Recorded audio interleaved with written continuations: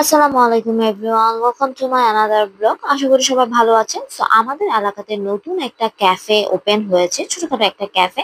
তো ভাবলাম এই বৃষ্টির দিনে একটা ক্যাফেতে যে কিছু টি বা সামথিং কিছু একটা খাই, স্মুদি। আমার তো আবার কফি টি এগুলো খুবই পছন্দ। অ্যান্ড আপনাদেরকে বলে রাখি, আমার কিন্তু বোবা অনেক পছন্দ। আর আমি যখন দেখলাম যে এখানে মানে বোবা জাতীয় ড্রিঙ্কস গুলো পাওয়া যায়, তো আমি তো বলেছি আমাকে তো মাস্ট ভিজিট করতেই হবে এখানে। তো এখানে এসে দেখলাম যে পেস্ট্রিও পাওয়া যায় এখানে। পেস্ট্রি গুলো কিন্তু দেখতে খুবই সুন্দর ছিল, মানে আপনারাই দেখুন। আর এটার নাম ছিল চু চা। মানে এটার আর কোনো শাখা আছে কিনা আমি এখনো শিওর না। আর এই প্লেসটা কিন্তু খুবই ছোট, এই যে আপনারাই দেখুন, মানে খুবই ছোট একটা প্লেস কিন্তু সুন্দর করে ডেকোরেট করা।